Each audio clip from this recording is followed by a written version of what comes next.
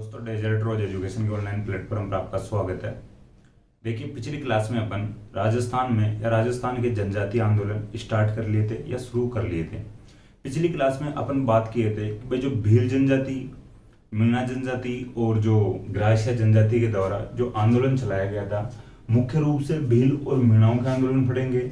भील जनजाति के जो आंदोलनों की बात अपन कर रहे थे तो दो आंदोलन चलाए गए थे, एक तो भगत आंदोलन और एक की आंदोलन। भगत आंदोलन पूर्णतः अगर बात करते हैं अपन तो भील जनजाति के द्वारा चलाया गया था, लेकिन जो एक की आंदोलन जो था भील जनजाति के द्वारा चलाया गया था उसमें कुछ स्तर पे या कुछ हद तक ग्रासिया जनजाति ने भी भाग लिया था। ठीक है, तो देखिए पिछली क्लास में अपन ओनली भगत आंदोलन की बात किए थे, यानी गोविंदगिरी तक की बात कर लिए थे। गोविंदगिरी जो एक थोड़े अच्छे खासा उनका जो भूमिका रही थी जो भगत आंदोलन में, तो अपन भगत आंदोलन पिछली क्लास में कंप्लीट कर लिए थे। आज अपन बात करेंगे भील जनजाति और ग्रासिया जनजाति के द्वारा चलाया गया एक की आंदोलन की बात करेंगे, और एक मीणा जनजाति का जो आंदोलन है उसको भी आज कंप्लीट करेंगे। तो आज अपना जो मीणा यानी जनजातीय जो आंदोलन है या राजस्थान में जो जनजातीय आंदोलन हुए थे वो कंप्लीट हो जाएगा। ठीक है, फिर जो नेक्स्ट क्लास में अपन प्रजामंडल स्टार्ट कर लेंगे। तो बात करते हैं एक की आंदोलन की। एक की आंदोलन को भोमट भील आंदोलन भी कहते हैं।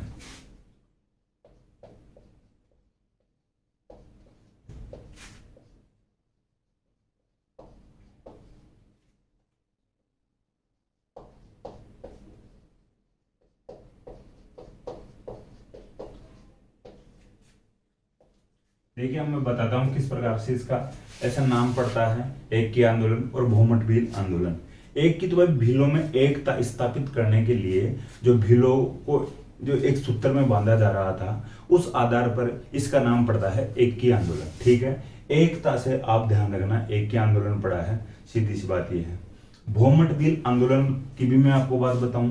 देखिए, भोमट जो क्षेत्र का नाम है, ठीक है, जैसे अपन बात करते हैं इधर अपन पढ़ते हैं जो शेखावाटी क्षेत्र पढ़ते हैं, तो जो भोमट वाला जो क्षेत्र है वे जो ये क्षेत्र उदयपुर में पड़ता है। ठीक है, उदयपुर क्षेत्र में यानी उदयपुर में जो भोमट क्षेत्र पड़ता है, जो भोमट यानी जैसे भोमट और बोराट पढ़ते हो आप, राजस्थान की जो ज्योग्राफी पढ़ते हैं तो वहां पर जो अपन जो क्षेत्र पढ़ते हैं तो उनमें भोमट और एक बोराट का नाम आपको यानी पढ़ना पड़ता है। तो मैं बोराट की बात बताने की कोशिश करूं। पहले बोराट वाला जो क्षेत्र है वो कौन सा क्षेत्र है, तो राजसमंद की कुंभलगढ़ पहाड़ियां और उदयपुर की जो गोगुंदा पहाड़ियों के बीच वाला जो क्षेत्र होता है उसको राजस्थान ज्योग्राफी में बोराट पठार कहते हैं, बोराट का क्षेत्र कहते हैं।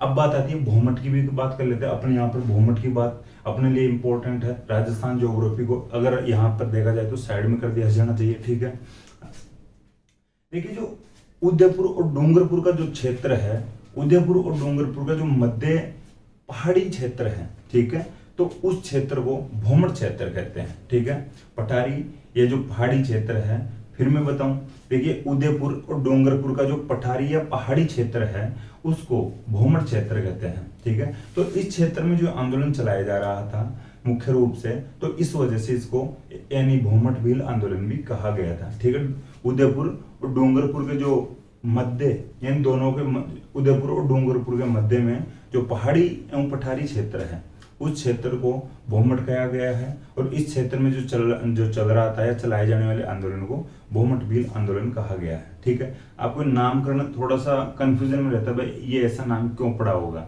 ठीक है, तो शायद राजस्थान ज्योग्राफी में जाते आपको पता चल जाता होगा भाई क्षेत्र का नाम भोमट क्षेत्र है, तो फिर क्षेत्र के नाम से भाई इसका नामकरण कर दिया गया।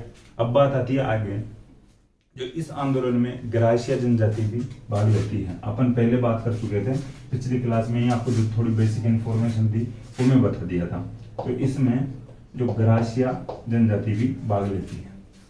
अब देखिए ग्रासिया जनजाति की अपन बात करें, ग्रासिया जनजाति जैसे उदयपुर में झाड़ोल गोगुंदा वाला जो क्षेत्र है, झाड़ोल और गोगुंदा जो तहसीलें पड़ती हैं, जो क्षेत्र पड़ता है, कोटरा भी अपन यानी ले सकते हैं इसमें, तो इन क्षेत्रों में ग्रासिया जनजाति रहती थी। तो ये जो ग्रासिया जनजाति भी इस आंदोलन में भाग लेती है। ठीक है, उदयपुर में जो ये क्षेत्र पड़ते हैं, कोटड़ा, झाड़ोल और गोगुंदा, इन क्षेत्रों में ग्रासिया जनजाति निवास करती है, तो ये जनजाति भी इस आंदोलन में भाग लेती है।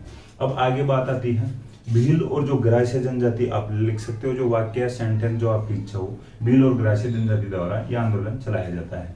इसकी शुरुआत होती है 1921 में, ठीक है। इसकी शुरुआत 1921 में होती है। जो अपन पहले एक स्थान पढ़ चुके हैं, महात्रिपुंडिया, ठीक है। तो इसकी शुरुआत होती है या इसका जो आंदोलन प्रारंभ होता है जो 1921 में महात्रिपुंडिया नामक स्थान से होता है। महात्रिपुंडिया को राजस्थान या मेवाड़ का हरिद्वार के नाम से भी जाना जाता है, ठीक है। इसमें जो ये जनजातियां हैं महात्रिपुंडिया में, यानी जो अपने पूर्वजों की जो अस्थि विसर्जन करती है। देखिए अपने जो धर्म में ये होता है या जो हिंदू धर्म में ये होता है, कोई जो लोग यानी किसी की मृत्यु हो जाती है, किसी का निधन हो जाता है, तो यानी दाह संस्कार करने के बाद में जो यानी तीसरा होता है, तीये की बैठक अपन बोलते हैं, उस दिन जो फूल चुग कर लाते हैं शमशान से, यानी अस्थियां लेकर आते हैं, उनको अपन फूल चुगना बोलते हैं। उन अस्थियों को यानी हरिद्वार में या गंगा जी में जाकर यानी विसर्जित किया जाता है। वैसे ही जो जनजातियां या जनजातियों के लोगों का मानना है वह हम वहां पर जाएंगे, उसके बजाय हम यानी जो मातृकुंड नामक जो स्थान है, धार्मिक स्थल है, इसको ही अपन तो महत्वपूर्ण स्थान मानते हैं। तो ये जो जनजातियां हैं ये यहाँ पर अपने जो पूर्वजों की अस्थि विसर्जन करती हैं। हालांकि देखिए भाई ये हो सकता है अब जो वर्तमान की बात करें, जो प्रेजेंट की बात करें, तो ये जनजाति के लोग हैं ये भी जाते होंगे हरिद्वार और गंगा जी में, ऐसी बात नहीं है। लेकिन उस समय की जो तत्कालीन जो परिस्थितियां थी तो उसके अकॉर्डिंग लग रहा है, या उसके अकॉर्डिंग अपन बात करना चाहे तो भाई देखिए ट्रांसपोर्टेशन का सिस्टम उस समय में इतना नहीं रहता होगा, तो वहां पे जाना एक प्रकार से असंभव होता है। और जनजाति के लोग तो भाई जंगलों में निवास करते हैं, वो बाहरी जो वातावरण से ज्यादा मेल जोल नहीं रखते हैं, तो वो बाहर जाना भी पसंद नहीं करते होंगे, वो जंगलों में रहना पसंद करते होंगे। तो भाई पास में जो अपना ये धार्मिक स्थल मान लेते हैं अपन और यहीं पर अस्थि विसर्जन कर लेते हैं। तो इस प्रकार की जो संभव जो मैं बात बता रहा हूँ, ठीक है। तो जो जनजातीय जो लोग हैं मातृकुंडिया में जो अपने जो पूर्वजों का अस्थि विसर्जन भी करते थे या करते हैं। अब बात आती है मातृकुंडिया की। मातृकुंडिया में एक मेला लगता है वैशाख पूर्णिमा को, ठीक है। तो मातृकुंडिया में वैशाख पूर्णिमा को मेला लगता है, जनजातियां यहाँ पर अस्थि विसर्जन करती है। तो देखिए ये लिख लेना, जो मेले वाली बात भी जो ब्रैकेट में लिख लेना, क्योंकि भाई अपन एक तो अलग से पढ़ेंगे जो मेले त्योहार वगैरह, तो वहां पर भी अपने को ये जो पिछले वाली बात याद आएगी तो थोड़ा सा ठीक रहेगा। तो यहाँ पे भी लिख लो भाई, जोर तो क्या आता है, अपने जो कॉपी का जो पेज है थोड़ा सा भर रहा है, लेकिन अब और बात लिख रहे हैं तो वो ये बात भी लिख लेते हैं तो थोड़ा ठीक रहेगा, या बेनिफिट ही होगा, नुकसान तो कुछ नहीं होगा, ठीक है। तो बात और आगे करते हैं अपन। जो लोग हैं जो इधर जो ग्रासिया लोग थे, जो भील जो लोग थे, ये जो बिजोलिया जो आंदोलन चल रहा था उससे भी प्रभावित हो रखे थे, या मोटिवेशन मिल रखा था इनको भैया। जो बिजोलिया वाले जो लोग हैं वो भी अपने अधिकारों के प्रति इतना लड़ सकते हैं, जो विरोध कर सकते हैं, तो हम क्यों नहीं कर सकते हैं, हम अपने अधिकारों को क्यों नहीं ले सकते हैं। तो ये जो लोग थे ये बिजोलिया आंदोलन से भी प्रभावित थे। अब बात आती है आंदोलन के नेता। देखिए आंदोलन के नेता यहां पर आते हैं मोतीलाल तेजाब।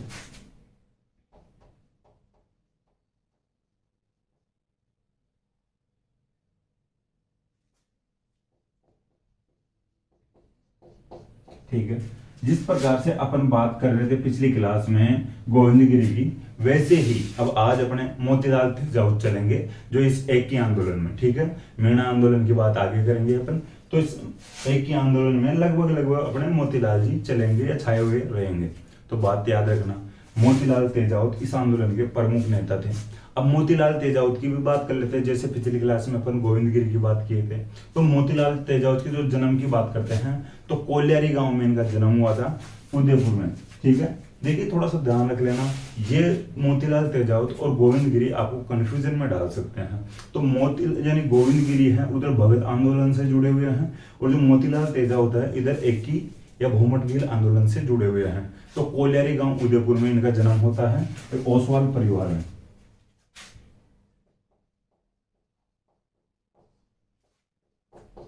ब्रैकेट में आप उदयपुर लिख सकते हो, और जो ओसवाल परिवार में इनका जन्म हुआ था। जो ओसवाल आप साबुन यूज करते होंगे, कपड़े धोने का जो यूज करते होंगे, हालांकि पहले तो सब भाई ओसवाल से नहा भी लेते थे, लेकिन आजकल जो नहाने वाले साबुन तो अलग आ गया है, चेहरा धोने वाला अलग आ गया है, और जो कपड़े धोने का जो ये भी भाई ओसवाल तो चलता है, और भी काफी जो साबुन आ गए होंगे। तो देखिए ये बातें होती हैं। लेकिन ये देखिए थोड़ा सा ध्यान रख लेना, जो ओ मोतीलाल तेजावत का जो जन्म है ओसवाल परिवार में हुआ था, तो इसलिए थोड़ी सी मजाक की बात है साबुन वाली। ये जो साबुन से मोतीलाल तेजावत जी का कोई लेना देना है नहीं, ठीक है।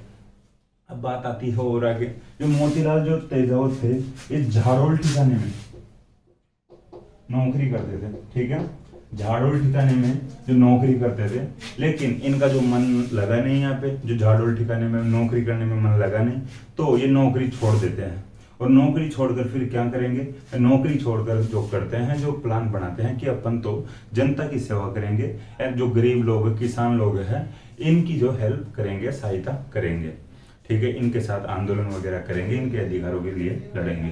भाई जो ठिकाने में नौकरी करते हैं तो शायद इनका जो अंदर से जागा होगा कि भाई जो वहां पे इनको लग रहा होगा भाई यार ये बात तो गलत है, लेकिन नौकरी करते हुए जो सरकार के खिलाफ तो बोल नहीं सकते, तो भैया तो इस्तीफा देकर फिर जनता के साथ आ जाओ, या फिर चुपचाप रह के नौकरी कर लो। तो इनको फिर लगा होगा नहीं यार ये तो भाई गलत है, ये गलत बात है, और अपन तो इन चीजों को नहीं सह सकते या सहन नहीं कर सकते, हम नौकरी से इस्तीफा दे देंगे, यही ठीक रहेगा या उचित रहेगा। तो ये नौकरी से इस्तीफा देते हैं झाड़ोल ठिकाने से, और फिर जो जनता के साथ आ जाते हैं, किसानों के साथ आ जाते हैं, जो ये जनजातीय लोग थे इनके साथ आ जाते हैं, ठीक है। अब बात आती है मोतीलाल तेजावत ने, देखिए शायद अपन कल की जो क्लास थी उसमें एक जो बात कर रहे थे, संप सभा ने 1910 में मेवाड़ सरकार है जो सरकार के सामने, जो राजा के सामने 33 मांगे रखी थी। हालांकि मांगों को अपन पुकार हर किसी मांग को कह सकते हैं भाई, अपन आज भी सरकार के पास लेकर जाए कोई भी मांग, 10 मांग 5 मांग, और कहते भाई जो हमारी पुकार है, लेकिन प्रॉपर रूप से जो ये मेवाड़ की पुकार है जो मैं आज बता रहा हूँ, जो मोतीलाल तेजावत जी के द्वारा जो ये दिया गया था, जो मांगे रखी गई थी, इनको कहा गया है। तो पिछली क्लास में थोड़ा सा आप कोशिश करना, या तो उसको सुधार कर लेना, या भाई ये रख लेना माइंड में जो मांगे होती है उनको सभी को पुकार कहते हैं, और यहाँ पे लेकिन प्रॉपर रूप से या सही तरीके से लिख लेना आप, ठीक है। तो मोतीलाल तेजावत अब क्या करते हैं, लोगों के साथ आ जाते हैं, जनजाति लोगों के साथ रहते हैं, जो इनके साथ में विरोध करते हैं, जो भी इनके अधिकार थे उनके प्रति विरोध करते हैं सरकार का। तो मोतीलाल तेजावत ने 21 मांगे मेवाड़ महाराणा के सामने रखी थी, या मेवाड़ महाराणा के समक्ष रखी थी।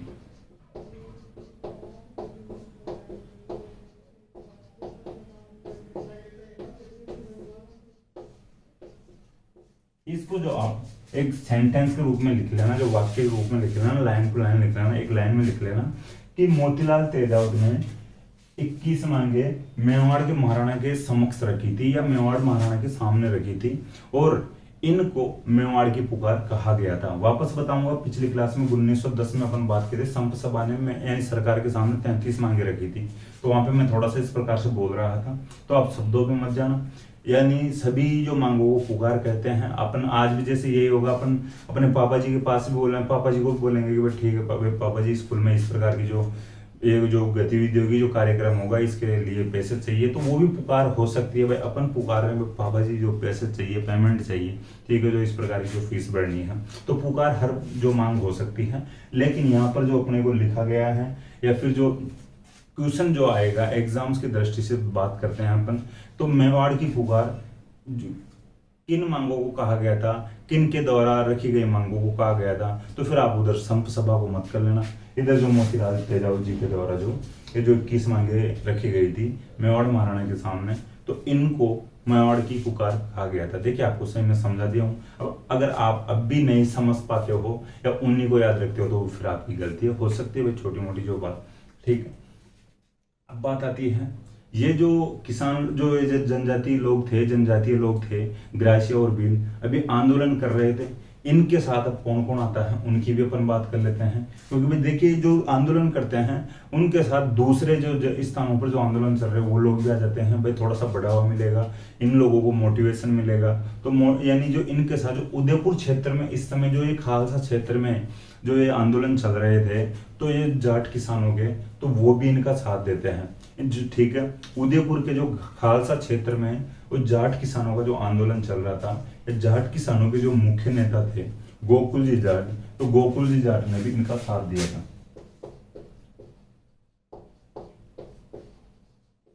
ठीक है।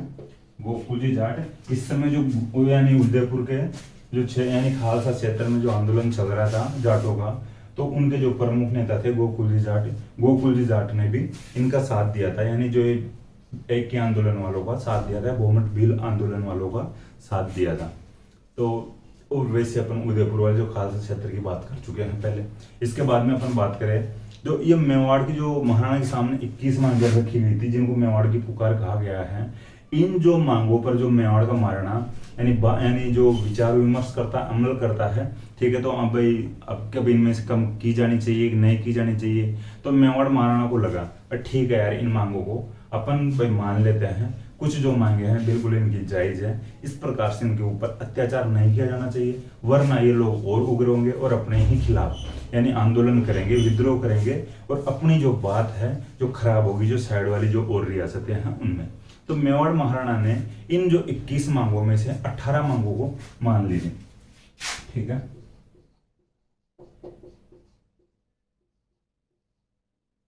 ठीक है, 18 मांगे मान ली गई थी इनकी 21 मांगों में से। अब बची कितनी? 18 में से जो यानी 21 में से जो 18 मांगे मान ली गई थी, तो 21 मांगे यानी 21 में से 18 मांगे मान ली गई, तो 3 मांगे बचती हैं। अब वो 3 मांगे कौन कौन सी है, या 3 मांगे नहीं मानता है मेवाड़ महाराणा। अब वो 3 मांगे कौन कौन सी, इनकी जो मैं आपको बताने की कोशिश करूँ, मौखिक बताता हूँ, आप लिखने की कोशिश करना। एक जो इनकी शर्त थी, इनकी जो मांग थी कि हमें वन जो अधिकार वो दिए जाने चाहिए, तो ये शर्त नहीं मानी गई थी मेवाड़ महाराणा के द्वारा कि जो वन अधिकार है, वन संपदा अधिकार है, ये आपको नहीं दिए जाएंगे। मेवाड़ महाराणा की तरफ से कहा गया इनको, भाई ये जो ये मांग है मैं नहीं मान रहा। वन संपदा वाले अधिकार जो भाई जो कंदमूल फल जो भी है जो जंगलों में, और जो लकड़ियां हैं, जो कीमती लकड़ियां हैं, इनको आप सरकार की अनुमति के बिना प्राप्त नहीं कर सकते। एक मांग ये है, समझ में आपको आ गई होगी, ठीक है। तो ये मांग नहीं मानी जाती है। जो दूसरी मांग थी, बेगार समाप्त नहीं की गई थी इनकी, भाई बेगार तो आपको करना पड़ेगा, आप हमारे बेगार नहीं करोगे तो हमारा जो काम नहीं चलेगा। हम अगर बेगार पैसों में किसी से करवाएंगे तो हमारे पर जो आर्थिक बोझ आएगा। तो अब जो मेवाड़ महाराणा एक बेगार भी समाप्त नहीं करता है। दो मांग हो चुकी है भाई, 2 नहीं मानी जाने वाली मांगी थी। अब जो तीसरी एक और अपन बात कर लेते हैं, जो अपन अलवर वाले आंदोलनों में बात कर रहे थे, भाई जो सुअर थे ये यहाँ पर भी उत्पात मचा रखे थे, तो सुअरों से इनको परेशानी हो रही थी। तो जो सुअरों से जो परेशानी हो रही थी, जो सुअर यहाँ के जो फसल वगैरह थी इनको नष्ट कर रहे थे, तो इनकी क्षतिपूर्ति इनको नहीं दी जा रही थी, यानी सरकार के द्वारा, ठीक है। तो ये क्षतिपूर्ति के लिए भी यस नहीं करते जो मेवाड़ सरकार, भाई इसकी क्षतिपूर्ति आपको नहीं दी जाएगी। सुअरों के उत्पात से जो हानि हुई थी उसकी क्षतिपूर्ति इनको नहीं दी गई थी, या सुरक्षा इनसे इनको नहीं दी जा रही थी सरकार के द्वारा। तो 3 मांगे हैं, मैं वापस बताऊं। वन संपदा के अधिकार जो जनजातीय लोगों को नहीं दिए गए थे, और जो बेकार प्रथा समाप्त नहीं की गई थी, और सुअरों के जो उत्पाद से, देखिए उत्पाद नहीं बोल रहा, उत्पाद जो नष्ट कर देते हैं सुअर, जो वहां पर जो एक प्रकार से क्या बोल सकते हैं, जो सुअर जो फसलों के अंदर से निकल रहे हैं, फसलों को नष्ट कर रहे हैं, उस नुकसान से सुरक्षा नहीं दी गई थी इन जनजातीय लोगों को, ठीक है। तो 3 मांगे नहीं मानी गई थी। उद्यम यानी अब जो मोतीलाल तेजावत जी आते हैं जनता के सामने, भाई जनता को संबोधित करते हैं कि अपनी जीत हुई है, मेवाड़ सरकार ने अपनी 18 मांगे मान ली है, ओनली 3 मांगे नहीं मानी है, कोई दिक्कत नहीं है, आगे अपन बातचीत करेंगे। और ये बातचीत कहाँ पर करते हैं? उदयपुर में करते हैं। अपन उस जो जगह की बात कर चुके हैं पिछली क्लासेस में, जब मेवाड़ का जो इतिहास पढ़े थे उस समय, जगन्नाथ मंदिर में, ठीक है। जगदीश मंदिर भी बोला जाता है, जिसको जगन्नाथ राय मंदिर भी बोला जाता है, और उसी मंदिर को सपने में बना मंदिर भी कहा जाता है। तो ये इस मंदिर में इकट्ठे होते हैं या सभा करते हैं। मोतीलाल तेजावत जी इन लोगों को, जनजातीय लोगों को संबोधित कर रहे होते हैं और कहते हैं कि मेवाड़ महाराणा ने, मेवाड़ सरकार ने अपने 21 में से 18 मांगे मान ली है, 3 मांगे नहीं मानी है। तो अपन ऐसा करते हैं, इन 3 मांगों को खुद ही मनवा ले या मान लेते हैं, भाई ठीक है, मेवाड़ सरकार ने तो नहीं मानी, लेकिन अपन तो ये मान लेते हैं कि अपने को छूट दे दी गई है, या अपने को यह अधिकार है जो दे दिया गया है, ठीक है। तो इस प्रकार से जो संबोधित करते हैं मोतीलाल तेजावत, और ये जो वन अधिकार थे ये भी प्राप्त यानी खुद जबरदस्ती प्राप्त करने की कोशिश करते हैं, भाई खुद ही मान लेते हैं। और जो बेगार भाई अपन समाप्त करते हैं, बेगार नहीं करेंगे आज से। और जो सूअरों का जो उत्पात है भाई, सूअरों को भी अपन जो शिकार विकार कर लेंगे, कोई दिक्कत नहीं है, इनको मार देंगे। तो इस प्रकार से जो खुद ही मान लेते हैं, समय में ही मान लेते हैं। अब देखिए बात आगे करते हैं। सरकार को लगा भाई यार ये तो गलत है, हम 21 में से 18 इनकी मान लिए हैं मांगे, लेकिन फिर भी अभी वो इस प्रकार से भाई जो गलत कर रहे हैं, तो फिर तो भाई सरकार भी एक्शन में आएगी, एक्शन मोड में आ जाएगी। तो सरकार खुद इनके खिलाफ एक्शन लेती है। तो मोतीलाल तेजावत को यानी गिरफ्तार करने की प्लानिंग की जाती है, की योजना बनाई जाती है कि मोतीलाल तेजावत जी को पकड़ो, ये थोड़ा ज्यादा चूचपड़ कर रहे हैं, तो इनको अगर अपन गिरफ्तार कर लेंगे तो शायद आंदोलन थोड़ा ठंडा पड़ जाए, थोड़ा धीमा पड़ जाए। भाई जो मुख्य नेता होता है या लीडर होता है, उसको ही अगर अपन जेल में डाल रहे हैं, जो अंदर डाल रहे हैं, गिरफ्तार कर रहे हैं, तो उनके जो साथ जो बोल सकते हैं, जो साथ वाले जो छोटे मोटे लोग होते हैं, उनका तो ज्यादा इच्छा नहीं होगी फिर भाई सरकार के खिलाफ बोलने की। भाई बॉस अंदर है तो फिर तो अपनी तो पार नहीं पड़ेगी इस पर, ठीक है। अब बात आगे आती है, मोतीलाल तेजावत गुजरात की तरफ चले जाते हैं गिरफ्तार होने से पहले, गिरफ्तार करने से पहले। भाई जो मेवाड़ की जो सरकार मोतीलाल तेजावत को गिरफ्तार करने की प्लानिंग करती है, योजना बनाती है। मोतीलाल तेजावत जी को लगा भाई यहाँ पे अब पार पड़ने वाली नहीं है और अपने को यहाँ से निकल जाना चाहिए। तो मोतीलाल तेजावत यहाँ से गुजरात की तरफ निकल जाते हैं। गुजरात में जो ईडर और विजयनगर की अपन बातें कर चुके हैं।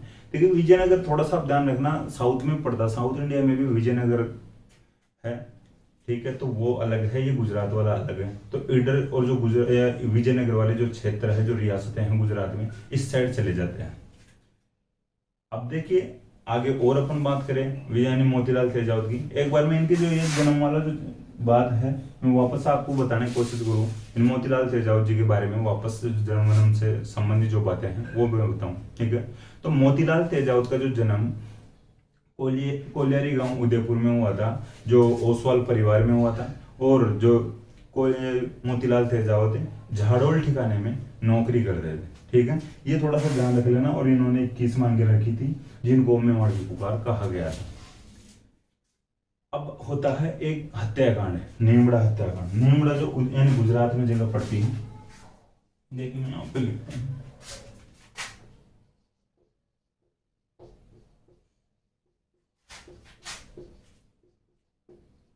ठीक है। अब हेडिंग डाल देना नीमड़ा हत्याकांड की। लेकिन नीमड़ा हत्याकांड 1922 में होता है, 7 मार्च 1922, ठीक है। एंड देखिए जो 1922 में जो ये नीमड़ा हत्याकांड होता है 1922 में, डेट लिखना चाहो तो लिख लेना, 7 मार्च को हुआ था। तो देखिए अभी नीमड़ा पड़ता है गुजरात में, तो मोतीलाल जी गुजरात की साइड गए हुए थे, इधर विजयनगर साइड में गए हुए थे। इन जो क्षेत्रों में जो मोतीलाल जी या जो भील लोग रहते थे, जो जनजातीय लोग रहते थे, इनको यहाँ पर भी मोटिवेट कर रहे थे। इनको जो भाई एकत्रित करके जो फिर जो संबोधित कर रहे थे, यानी ठीक है प्रवचन दे रहे थे, भाई अपने को इस तरह एकता से रहना चाहिए, एकता में रहना चाहिए, सरकार का विरोध करना चाहिए, ठीक है। तो भीलों की जो सभा चल रही थी नीमड़ा में, ठीक है, भीलों की सभा चल रही होती है नीमड़ा में, पुलिस के द्वारा यहाँ पर फायरिंग कर दी जाती है, ठीक है। जो नीमड़ा में जो भीलों की सभा चल रही है या भीलों की सभा पर पुलिस के द्वारा फायरिंग कर दी जाती है, और इसमें 1200 लोग काम आ जाते हैं, ठीक है। 1200 लोग मारे जाते हैं, शहीद हो जाते हैं। देखिए इतने लोग मारे जाते हैं, शहीद हो जाते हैं किसी भी घटना में, तो थोड़ी सी हाईलाइट हो जाती है। अभी जो भाई जो एक घटना, एक दुखद घटना रही है हाल ही में, जो प्रेजेंट में जो ओडिशा के जो बालासोर जो घटना हुई थी, जो रेल हादसा हुआ था, तो देखिए उसमें लगभग 300 350 के आसपास तो जो जो न्यूज़पेपर्स में बताया गया था। लेकिन ये थोड़ी में वो ही थे वे कितने लोग घायल हुए थे, उनमें से भी कुछ लोग मारे गए थे। तो जो ये फिक्स जो डेटा होता है वो सामने आता ही नहीं है, ठीक है। जो सरकार भी दबा लेती है ना आंकड़ों को, तो भाई ज्यादा से ज्यादा आंकड़ा बताएंगे या पूरे आंकड़े बता देंगे तो जनता और उग्र होगी और जनता खिलाफ होगी, प्रदर्शन करेगी, विरोध करेगी जो सिस्टम के खिलाफ। तो वो जो पूरे आंकड़े नहीं बताए जाते हैं, तो ये जो 1200 आंकड़े यहाँ पर बताए जाते हैं कि 1200 जो लोग यहाँ पर मारे गए थे, शहीद हुए थे, ठीक है। तो वहां पे जो ओडिशा वाला जो हादसा हुआ था भाई, एक दिन तक तो चला था भाई, इतने बढ़ गए इतने बढ़ गए, लेकिन फिर उसके बाद में भाई जो ज्यादा घायल हो गए थे, उनमें से तो कुछ लोग मर जाते हैं ना, तो वो उन लोगों को फिर बाद में नहीं बताया जाता भाई इतने लोग मारे गए हैं, ठीक है। तो दुखद घटना थी भाई ये जो उड़ीसा वाली, ठीक है, बालासोर वाली। देखिए अब आगे बात करते हैं, तो ये जो मोतीलाल तेजावत यहाँ से फरार हो जाते हैं निमड़ा से। अब देखिए ये थोड़ा सा सोच के देखना, जो मोतीलाल तेजावत थे ये खुद बच के निकल जाते हैं और यहाँ से 1200 लोग मारे जाते हैं, ठीक है।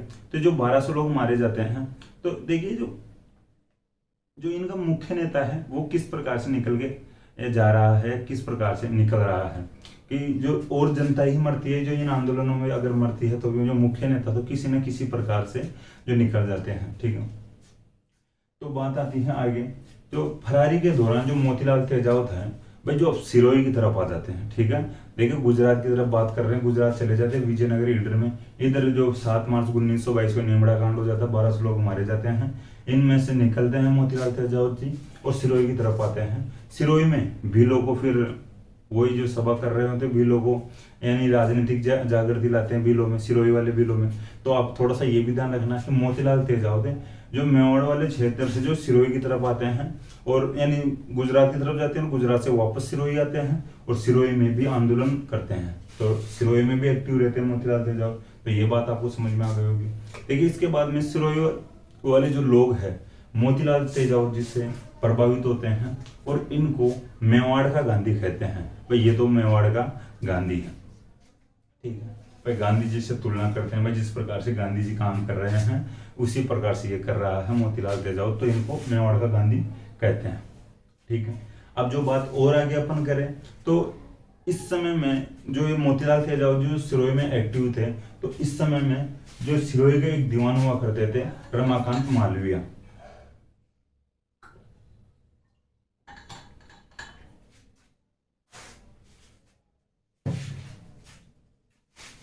रमाकांत मालवीय,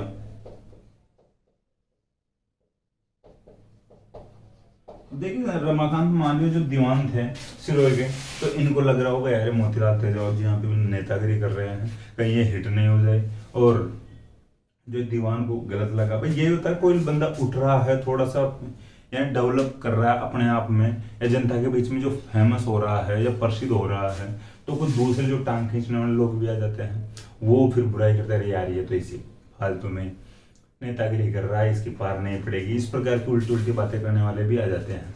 तो रमाकांत मालवीय को किसी न किसी प्रकार से गलत लगा होगा। तो रमाकांत मालवीय शिकायत करता है मोतीलाल तेजावत की विजय सिंह पथिक और महात्मा गांधी के पास। विजय सिंह पथिक और महात्मा गांधी के पास मोतीलाल तेजावत की जो शिकायत पहुंचती है, और जो शिकायत पहुंचने के बाद में भाई जो गांधी जी को लगा यार मेरे नाम से कोई किस प्रकार से फेमस हो रहा है, मेरे नाम से कोई किस प्रकार से आंदोलन चला सकता है, मुझे तो पता ही नहीं, मुझे तो इन्फॉर्मेशन ही नहीं है, और ऐसे थोड़ी गलत है, कम से कम अथॉरिटी तो लेनी चाहिए मेरे से।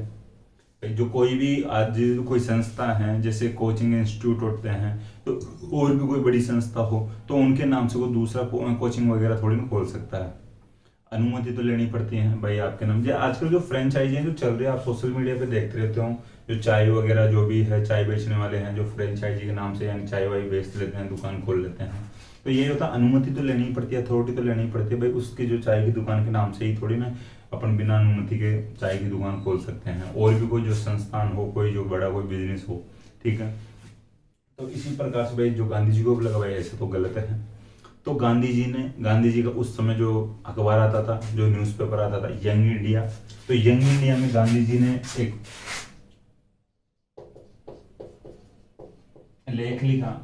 ये यंग इंडिया जो अखबार के माध्यम से गांधी जी ने कहा है, जनता के बीच में मैसेज दिया कि कोई भी जिम यानी जो इस मोतीलाल तेजावत जी कोई भी गतिविधि कर रहे हैं उससे मेरा कोई लेना देना नहीं है, उससे मेरा कोई संबंध नहीं है। तो गांधी जी ने यंग इंडिया नामक जो समाचार पत्र के माध्यम से क्लियर कर दिया था कि मोतीलाल जी से मेरा कोई संबंध नहीं है।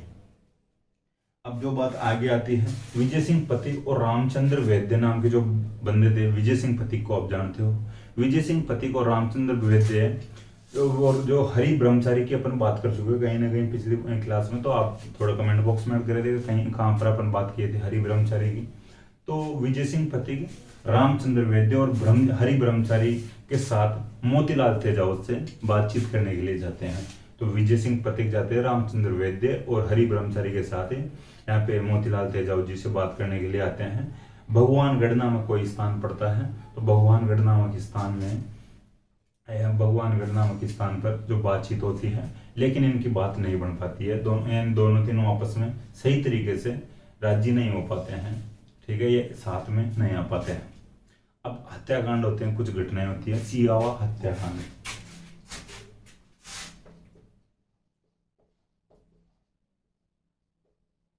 ये जो सियावा हत्याकांड हुआ था, ये हुआ था सिरोही में, ठीक है। जो सियावा हत्याकांड हुआ था सिरोही में हुआ था 12 अप्रैल 1922 को। तो 12 अप्रैल 1922 को, देखिए ज्यादा इंपॉर्टेंट जो ये नहीं है भाई, जो चर्चा में नहीं रहता है। चर्चा तो अब तो क्या ही होगी, लेकिन एग्जाम की दृष्टि से ज्यादा इंपॉर्टेंट नहीं है। कहीं ना कहीं क्वेश्चन आ जाए तो आप थोड़ा लिख लेना। सियावा हत्याकांड होता है 1922 में, होता है सिरोही में होता है। इसमें 3 गरासिया किसान मारे गए थे या शहीद हो गए थे, ये इन्फॉर्मेशन है, इसकी कोई ज्यादा इन्फॉर्मेशन नहीं है। 3 गरासिया जो लोग इसमें शहीद होते हैं 1922 में होता है, 12 अप्रैल 1922 में। इसके बाद में एक और हत्याकांड होता है, भूला हत्याकांड बोलते हैं या बालोलिया हत्याकांड बोलते हैं उसको।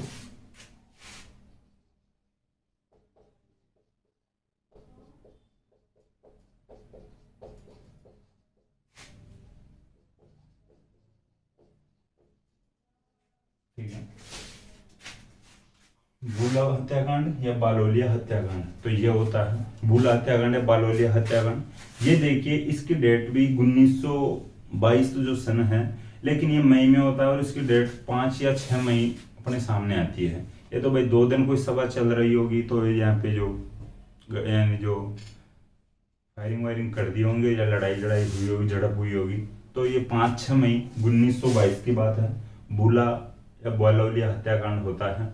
इसमें जो एक मेजर पिरचाड़ नाम का जो बंदा था, उसने पुष्टि की थी कि इसमें 50 तो लोग मारे गए हैं और 150 लोग घायल हुए हैं, ठीक है। देखिए पुष्टि थी मेजर पिरचाड़ की।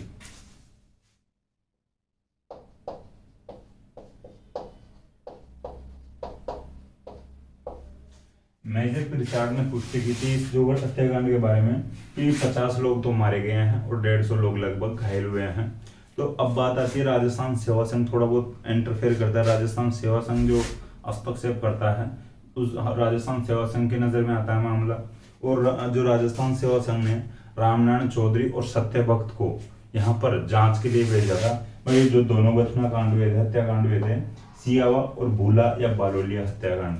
तो इन जो हत्याकांडों की जांच के लिए राजस्थान सेवा संघ ने रामनारायण चौधरी और सत्य भक्त को भेजा था कि आप देख कर आओ क्या माहौल है, ऐसे किस प्रकार से घटनाएं हो रही है। तो तरुण राजस्थान अपन बात कर चुके हैं पहले। तरुण राजस्थान नामक जो समाचार पत्र आता था इनका, तो रामनारायण चौधरी और जो इन लोगों ने मिलकर जो तरुण राजस्थान जो समाचार पत्र में इन जो हत्याकांडों की जो घटनाएं हुई थी इनकी खबरें छापी थी, प्रकाशित की थी, ठीक है। अब जनता के सामने आते हैं जो आंदोलन की जो खबरें हैं भाई, इस प्रकार से यहाँ पर जो हत्याकांड हो रहे हैं, जो लोगों पर फायरिंग की जा रही है, लोगों को मारा जा रहा है, ठीक है। तो ये बातें होती है तो जनता के सामने ये आते हैं, ठीक है। अब बात करते हैं आगे। देखिए अब ये मोतीलाल तेजावत जी थे, इनके ऊपर अब अलग अलग रियासतों की जो पुलिसों की पुलिस जो प्रशासन की जो नजरें हैं, मेवाड़ की जो पुलिस इनके पीछे लगी हुई है, ठीक है। मेवाड़ में जो आंदोलन कर रहे हैं, तो उधर ये गुजरात में चले जाते हैं। गुजरात की जो ईडर नगर और जो ये ईडर और विजयनगर वाली जो पुलिस हैं, जो पुलिस प्रशासन है, वो इनके पीछे लगता है। इधर फिर ये गुजरात से आते हैं और सिरोही की तरफ आ जाते हैं, तो सिरोही की पुलिस भी इनके पीछे लग जाती है मोतीलाल तेजावत के पीछे। तो इन जो तीनों चारों जगह की जो पुलिस थी, जो तीनों जगह की मेवाड़, जो गुजरात वाली जो पुलिस और ये सिरोही वाली पुलिस है। देखिए गुजरात के संदर्भ में बात करें तो विजयनगर और ईडर की बात कर रहे हैं। गुजरात में और भी रियासतें थी और हो सकती थी, तो उनकी अपन बात नहीं कर रहे हैं। तो ये जो पुलिस थी इनके पीछे लगती है या गिरफ्तार करने की योजना बनाती है, ठीक है। मोतीलाल तेजावत को लगा अब यार पार नहीं पड़ेगी, 3-3 जगह की है, 3-3 थानों की पुलिस अपने पीछे लग रही है, ठीक। भाई का रुतबा थोड़ा बड़ा हो गया, पुलिस 3 थानों की पुलिस पीछे लग रही है, तो अब डर भी लगे, प्रसिद्ध भी हो गए। अब कहाँ पे जाए, छिप सकते नहीं इतना, 3 थानों की पुलिस के पीछे भाई कितना यानी कितना छिप सकते हैं, कहीं से भी निकाल लाए। पुलिस प्रशासन में तो इतना दम होता है कि वो कहीं से भी किसी भी जो अपराधी को बहुत कम समय में पकड़ सकती है। हालांकि थोड़े बहुत जो टाइम कभी कभी किसी दुर्घटना में लग जाता है, छानबीन को करने में या पकड़ने में थोड़ा भाई हाई स्तर का जो कोई अपराधी वो छिप जाता है ढंग से, ठीक है। अब बात आगे आती है, तो ये जो ये मोतीलाल तेजावत को लगा पार पड़ेगी नहीं, अब किसी सहायता लेनी पड़ेगी। तो मोतीलाल तेजावत जी फिर लास्ट में गांधी जी को याद करते हैं और गांधी जी को कहते हैं मोतीलाल तेजावत कि गांधी जी जैसा आप समझते हो वैसा मैं नहीं हूँ, मैं इन जो जनता की सहायता कर रहा हूँ, जो ये इनकी मांगे थी इनके प्रति मैं सरकार का विरोध कर रहा हूँ, मेरी कोई गलती नहीं है। एक बार आप कोशिश तो कीजिए मुझे समझने की, अगर आपको गलत लगे तो मत करना, मत देना साथ। तो गांधी जी को लगाया ठीक है, इतना जो बंदा रिक्वेस्ट कर रहा है, सहायता मांग रहा है, साथ मांग रहा है, तो अपने को हेल्प करनी चाहिए, ये भी तो जनता की ही सहायता कर रहा है। तो गांधी जी फिर कहते हैं भाई जब मोतीलाल जी आप इतने गलत ही नहीं हो तो आपको सरेंडर कर देना चाहिए, पुलिस प्रशासन के सामने आत्मसमर्पण कर देना चाहिए। तो गांधी जी के कहने पर फाइनली मोतीलाल तेजावत आत्मसमर्पण कर देते हैं या जो सरेंडर कर देते हैं। तो खेड़ वर्मा एक जगह पड़ती है, ठीक है, तो खेड़ वर्मा जो ईडर में पड़ती है,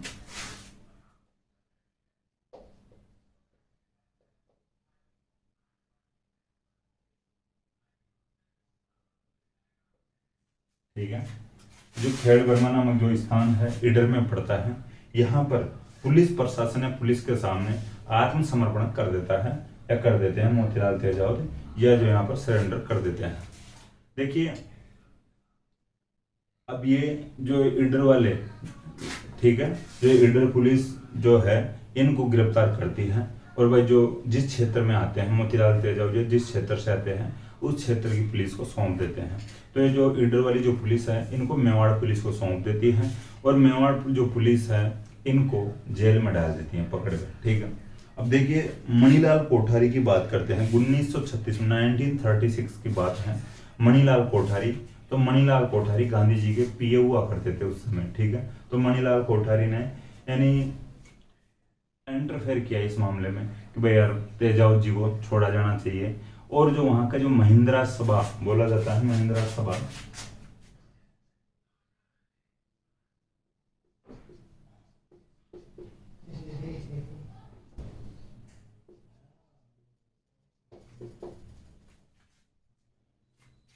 देखिए जो महिंद्रा सभा है, ये महिंद्रा सभा भी लिख सकते हो फिर अलग से भी लिख सकते हो, दोनों को यानी अलग से करके।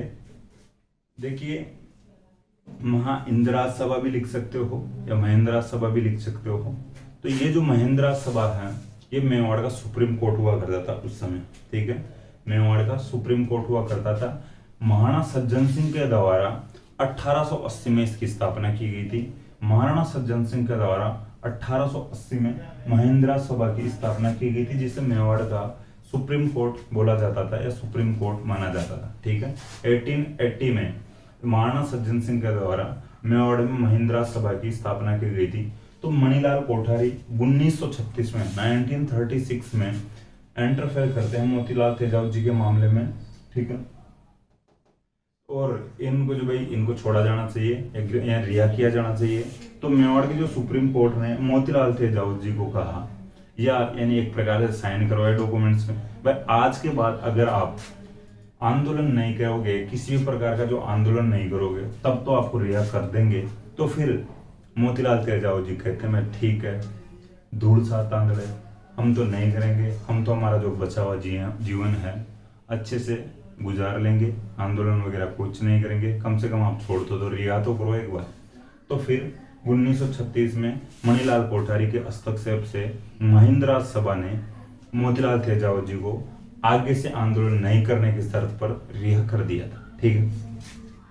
अब आगे मोतीलाल तेजावत जी फिर वो आंदोलन वगैरह से नहीं जुड़ते हैं और ये खुद के जो फिर रचनात्मक कार्य वगैरह करते हैं, रचनात्मक कार्यक्रम वगैरह जो करते हैं, भाई जो भी इनसे जो सेवा बन रही थी लोगों की वो कर लेते हैं, लेकिन इस प्रकार के जो वो यानी आंदोलन टाइप के गतिविधियों में भाग नहीं लेते हैं, ठीक है। तो ये बात हो गई। मोतीलाल तेजावत जी की और दो बात बताऊं या बात बताने की भाई ये है, तो इनकी उपाधियां देख लेना। एक तो आदिवासियों को मसीहा कहा जाता है और एक इनको बाबूजी कहा जाता है, ठीक है।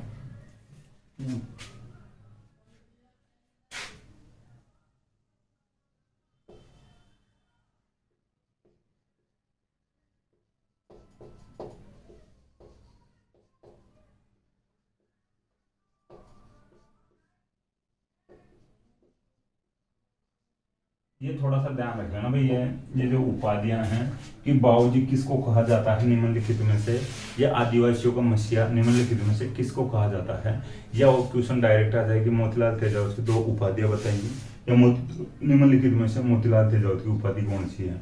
तो आदिवासियों का मसीहा और बाबूजी, बाबूजी देखिए वापस में बताऊं, गुजरात साइड है, जो मेवाड़ वाला जो क्षेत्र है, इस क्षेत्र में जो पूजनीय लोग होते हैं, जो सम्माननीय लोग होते हैं, उनको बाबूजी कहा जाता है। और आदिवासियों को मसीहा, मसीहा तो एक प्रकार से उच्च स्तर का जो नेता है, इनका भाई जो साथ लेकर चलने वाला, इनका जो उत्थान करने वाला जो बंदा है, उसको फिर मसीहा कहा गया। भाई आदिवासियों का तो उत्थान ही कर रहा था मोतीलाल तेजावत जी, जो इनको साथ दे रहा था, तो आदिवासियों का मसीहा और बाबूजी इनकी जो उपाधियां हैं।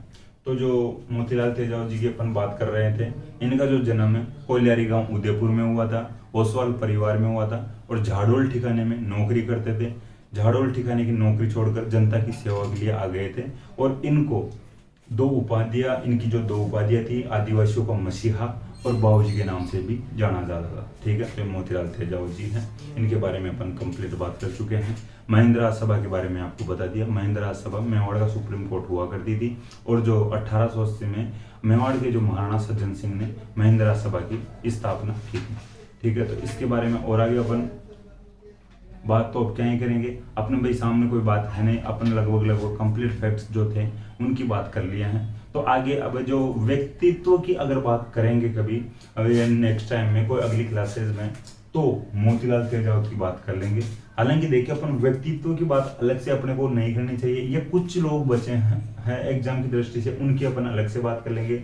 जैसे अपन पिछली क्लास में गोविंदगिरी की बात कर लिए, कंप्लीट बात कर लिए, जन्म से लेके जो उनके जो भी कुछ आंदोलन वगैरह रहे थे। अब यहाँ पे अपन मोतीलाल तेजावत की बात कर लिए। अब आगे व्यक्तित्व अगर चर्चा करें तो उनमें अभी बची कहाँ रहे, इनके बारे में तो यहीं पे बात हो गई है, तो साथ साथ बात हो जाती है, वो ठीक रहती है। लेकिन कुछ लोगों की जो यहाँ पर अपन क्लास में अभी तक जिनकी चर्चा नहीं हुई है, तो उनकी अपन अलग से भी बात कर लेंगे, क्योंकि जो एग्जाम्स होते हैं उनमें व्यक्तित्व भी पूछा जाता है, और जो इंटरव्यू होता है, जो भी इंटरव्यू वाले एग्जाम्स होते हैं, जैसे एसआई का इंटरव्यू होता है, आरएस का जो इंटरव्यू होता है, तो उनमें व्यक्तित्व से रिलेटेड क्वेश्चन पूछ लेते हैं। ठीक है भाई, आपका जो आइडल किसे मानते हो आप, तो इस प्रकार के जो क्वेश्चन होते हैं पूछे जाते हैं, इंटरव्यू तक भी पूछे जाते हैं, मेंस में भी पूछ लिए जाते हैं, और प्री में तो फिर ऑब्जेक्टिव क्वेश्चन के आधार पर कहीं किसी प्रकार का क्वेश्चन किया जा सकता है। तो ये कंप्लीट हो चुका अपना एक ही आंदोलन या बहुमत भील आंदोलन। अब बात करेंगे मीणा आंदोलन की। तो मीणा जनजाति के द्वारा जो आंदोलन चलाया गया था उसकी बात भी अपन कर लेते हैं साथ में, तो फिर अपन जनजातीय आंदोलन जो चले थे इनको कंप्लीट करते हैं।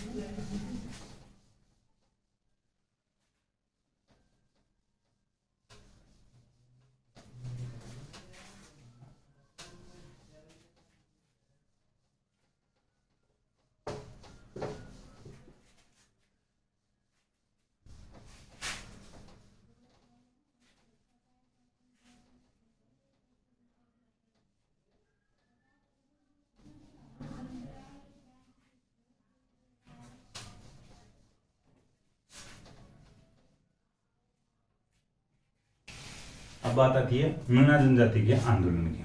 देखिए, मीणा जनजाति की जनसंख्या की बात करें अपन, तो मुख्य रूप से उस समय में भी जयपुर वाला जो क्षेत्र था, ये उसमें निवास करती थी। ठीक है, ज्यादा जनसंख्या की बात करते हैं।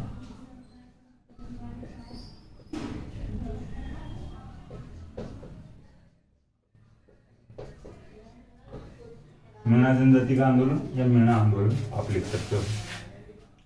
तो मीणा जनजाति की सर्वाधिक जनसंख्या जो जयपुर वाले क्षेत्र में निवास करती भाई, उस समय का जो जयपुर वाला क्षेत्र भी काफी बड़ा होता था। अपन पहले बात कर चुके हैं, जैसे शेखावटी जो किसान आंदोलन पड़े थे, तो वो अपन बात करते हैं भाई, वो क्षेत्र भी जयपुर रियासत के अंतर्गत आता था। ठीक है, वो एक प्रकार से ठिकाना मान सकते हैं। ठीक है, तो जयपुर में आते थे। जैसे नीमका थाना वाला जो क्षेत्र वर्तमान में जो सीकर में आता है, हालांकि भाई आज तो नीमका थाना को अलग से डिस्ट्रिक्ट घोषित कर दिया गया है, लेकिन उस समय में जो रियासत काल की बात कर रहे हैं, तो उस समय जो जयपुर वाले क्षेत्र में आया करता था ये जो क्षेत्र है। ठीक है, ढूंढाड़ जो पूरा क्षेत्र था, जो दौसा वाला जो क्षेत्र था, इनकी बात करते हैं, तो इनमें भी जो मीणा काफी रहते हैं।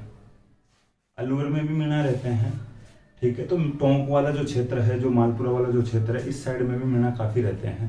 तो जो मीणा जनजाति की जो जनसंख्या सर्वाधिक जयपुर में निवास करती थी उस समय। अब देखिए बात आती है मीणा आंदोलन ये चलाया कहाँ से जाता है, तो ये जयपुर से चलाया जाता है, जयपुर में चलाया जाता है। ठीक है। तो जहां पर सर्वाधिक जनसंख्या रहेगी, जैसे अपन जनजातियां, ये जनजातियों के आंदोलन पड़े हैं, तो जनजातियां जो और जो बाकी जनजातियां हैं वो जो मेवाड़ साइड में साउथ राजस्थान की बात करें उधर रहती है, निवास कर रही थी। तो उसी साइड का अपन पढ़े हैं, जैसे मेवाड़ हुआ, वागड़ हो गया, जो गुजरात वाला जो लगता हुआ क्षेत्र हो गया, मालवा वाला क्षेत्र हो गया, सिरोही वाला जो क्षेत्र हो गया। ठीक है। तो वैसे ही जो जयपुर वाले क्षेत्र में मीणा सर्वाधिक जनसंख्या में निवास कर रहे हैं, तो जो मीणाओं का जो आंदोलन होगा तो जयपुर वाले क्षेत्र में यानी बड़े स्तर पर हो पाएगा। तो ये जो आंदोलन शुरू होता है मीणा जनजाति का, ये जयपुर से शुरू होता है। अब बात करते हैं कि अपन जो पिछली क्लास में पढ़ चुके हैं, पिछली क्लासेस जो अपन जयपुर का इतिहास पढ़े थे, राजवंश पढ़ रहे थे, कछवा वंश, उस समय थोड़ी बहुत बात कर लिए थे। ठीक है। तो मीणा जनजाति की, और जो जयपुर का पढ़े थे फिर बाद में बूंदी का पढ़े थे, वो उस समय में बात किए थे कि राजस्थान में जो मीणा रियासतें दो थी, जहां पर मीणा शासन रहा था, मीणाओं का शासन रहा था। एक तो आमेर करे या जयपुर की बात करें, एक जो बूंदी की बात करते हैं। जयपुर में मीणा वंश का जो शासन था। कछवा वंश आता है। कछवा वंश के समय में अपन बात किए थे दो राजाओं की, एक तो किए थे दुल्हराय की और एक किए थे कातिल देव की। दुल्हराय सबसे पहले आता है, यानी दौसा में बड़गुजरों को हराता है, 1137 में आता है। कालांतर में आता है वो रामगढ़ की तरफ, तो रामगढ़ में मीणाओं को हराता है। दौसा की बात देखिए, मैं आपको थोड़ा सा याद दिलाने के लिए कर रहा हूँ, यहाँ पे आंदोलन से रिलेटेड बात नहीं है, इससे संबंधित बात नहीं है। तो दुल्हराई रामगढ़ में मीणाओं को हरा लेता है। ठीक है। इसके बाद में कातिल देव आता है और जो 1137 यानी सॉरी 1207 में आमेर में मीणाओं को हराता है। तो मीणाओं की यहाँ पर जो मीणाओं का यहाँ पर शासन रहा था। देखिए आपको फिर मैं बताऊं, समझाने के लिए बात है, जो पिछली बार जो बड़गुजर थे वहां पे तो दौसा में तो उनकी बात अपन अभी यहाँ पे नहीं कर रहे हैं। तो जो मीणा वंश का शासन रहा था जयपुर में मुख्य रूप से, तो कछवा वंश आ जाता है और जो अपना अधिकार कर लेता है और मीणाओं को हरा देता है या राजा के पद से हटा देता है। ठीक है। या अधिकार छीन लेते हैं, यानी जो कछवा वंश मीणाओं के अधिकार छीन लेता है। ठीक है। अब बात करते हैं, एक बात और की थी अपन, बूंदी में भी मीणा वंश का शासन था। तो चौहान वंश की हाड़ा शाखा का शासन हो गया था। मीणाओं को हरा के वो जो देवा नामक जो शासक था उसने जेता मीणा को हराकर चौहान वंश की जो हाड़ा शाखा का इस शासन स्थापित किया था 1241 में। ठीक है। ये बात आपको समझ में आ गई होगी। देवा जो हाड़ा चौहान था उसने जो जेता मीणा को हरा दिया था और हाड़ा शाखा का शासन स्थापित किया था। ठीक है। तो ये जो दो रियासतें थी मीणाओं से संबंधित थी। ठीक है। मीणा राजवंश से संबंधित थी, यहाँ पर मीणा राजवंश का शासन रहा था। इसके बाद बात करते हैं कि जो कछुआ शासक आ जाते हैं आमेर में। ठीक है। अब अपन प्रॉपर या नियमित मीणा जो मीणा क्षेत्र की बात कर रहे हैं या बोले तो जो जयपुर की बात कर रहे हैं, तो ये जो कछुआ वंश आ जाते हैं, कछुआ वंश के जो शासक यहाँ पर अधिकार कर लेते हैं। कछुआ वंश के जो शासक थे मीणाओं को राजा के पद से हटा देते हैं, तो ये बेरोजगार हो गए, जो मीणा लोग थे बेरोजगार हो गए। यहाँ पर जो मीणा राजाओं की जो सेना में जो मीणा लोग थे वो भी हट जाते हैं। तो कछुआ वंश के आने के बाद में मीणा जो राजा थे, मीणा जो शासक थे, मीणा जो सैनिक वगैरह जो थे, जो मीणा लोग थे वो बेरोजगार हो जाते हैं। बेरोजगार होते हैं तो वो विरोध करते हैं, भाई हम अब कहाँ पे जाए काम करने, किस कंपनी में जाए, तो हम तो बेरोजगार हो गए हैं। अब जो कछुआ शासक थे इनको कहते हैं मीणाओं को, भाई यार आप इस प्रकार का विरोध मत करो, हम आपको कुछ अधिकार वापस दे तो वो बोलते हैं भाई अधिकार क्या दोगे। तो ये जो राजा थे कछुआ शासक थे वो कहते हैं भाई हम कुछ मीणाओं को या आधे मीणाओं को तो दे देते हैं जमीनें। ठीक है। आप में से कुछ मीणाओं को हम जमीन दे देते हैं और कुछ जो मीणाओं को यानी हमारी जो सेना है उसमें रख लेते हैं। तो फिर मीणा कहते भाई चलो ठीक है, हमें आप हरा तो दिए हो, आप हमें जो हमारी जमीनें दे रहे हो उस पर अपन खेती वेती कर लेंगे, हम कृषि कर लेंगे, उससे हमारा गुजारा भत्ता चल जाएगा। और कुछ लोगों को आप सेना में नौकरी दे रहे हो, इससे कुछ लोगों का गुजारा भत्ता चल जाएगा। तो इस जो व्यवस्था से मीणा जो लोग थे दो समुदाय में, जो समुदाय नहीं बोल सकते, दो भागों में बढ़ जाते हैं। ठीक है।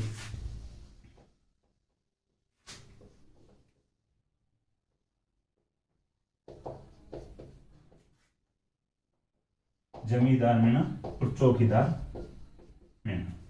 चौकीदार मीणा या जमींदार मीणा, जमींदार मीणा वो थे जिनको जमीनें दे दी गई थी, भाई आप इन पर खेती कीजिए, कृषि कीजिए और आपका काम चलाइए, जीवन गुजारा कीजिए।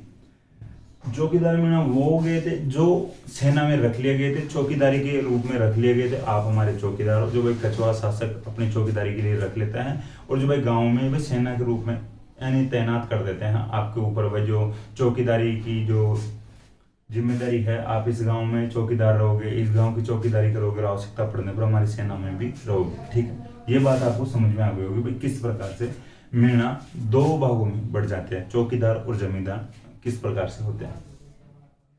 अब बात आती है अंग्रेज या ब्रिटिश सरकार की। ब्रिटिश सरकार आ जाती है और वो जो ये जो रियासतें थे इनके साथ संधिया उंधिया कर रही होती है, और संधिया करने के बाद में फिर जो अंग्रेज थे वो तो भाई अपने ही चलाए। अब वो जो इन राजाओं के साथ अगर संधिया कर लेती है तो उनमें जो शर्तें होती थी कि हमारी जिम्मेदारी है आपको सुरक्षा देना, हम डायरेक्ट आप हमें पैसे दे दिया करो, तो राजा की जो सेना भंग हो गई। अब राजा की सेना भंग हो गई तो राजा के जो सैनिक थे वो बेरोजगार हो गए। अब जो मीणा जो सैनिक थे ये बेरोजगार हो गए। जमीन वाले तो ठीक है, जमीन पे खेती वेती कर रहे थे, जो भी फसलें बो रहे थे और काम चला रहे थे, लेकिन जो इनकी सेना में रखे हुए जो सैनिक थे मीणा सैनिक वो बेरोजगार हो गए। तो फिर जो मीणा जो लोग थे ये विरोध वापस करते हैं, हम बेरोजगार हो गए तो हम क्या करें, तो फिर राजा भी क्या करे, अब वो जो संधिया कर लिए डायरेक्ट पैसे अंग्रेजों को दे देता है, वो उनकी सुरक्षा कर देते हैं राजाओं की अंग्रेज।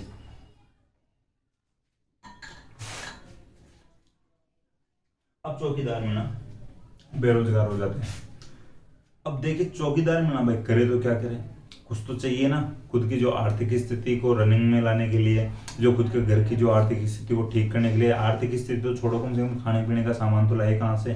तो फिर चौकीदार मीणा लूटपाट करने लग जाते हैं, चोरी डकैती करने लग जाते हैं, कोई भी मिले उसको लूट लो, चोरी वोरी कर लो, उससे अपना काम चला लो, और तो कोई चारा बचा नहीं है। अब सरकार को जो अंग्रेजी सरकार को लगा यार ये तो गलत हो रहा है, जो मीणा लोग हैं लूटपाट कर रहे हैं, कभी कभी तो अंग्रेजों को शर्ट पेट फाड़ देते हैं, उनको पकड़ के लूट लेते हैं, तुम ही आए हो हमें हटाने के लिए। ठीक, आपराधिक जनजाति अधिनियम 1924 में लाया गया था।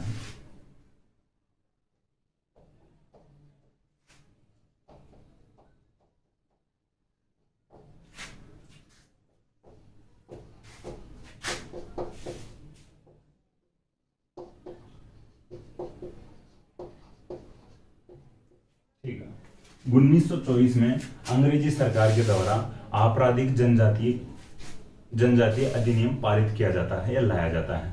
अब ये जो जनजातीय अधिनियम था, आपराधिक जनजातीय अधिनियम था, ये क्यों लाया गया था। देखिए ये अधिनियम जो लाया गया था कि ये जनजातियां, जो भी जनजातियां ये इस प्रकार की जो घटनाएं कर रही हैं, जो गतिविधियां कर रही है लूटपाट वाली, चोरी डकैती वाली, इन जनजातियों को इस अधिनियम में शामिल करो और इनका ध्यान रखो ढंग से। अब इस जो अधिनियम के अंतर्गत मीणा जनजाति को भी रख लिया गया, या इस अधिनियम के दायरे में मीणा जनजाति को भी लाया गया। अब देखिए जो मीणा जनजाति को या चौकीदार मीणाओं को बात करें तो इस अधिनियम के अंतर्गत लाया गया। अब बात आती है और आगे, मीणा रुक रहे नहीं है अभी तक, तो एक जराइम पेशा जो कानून है ये भी एक बड़ा कारण बना था उस समय विरोध करने का। जराइम पेशा कानून 1933 में लाया गया था।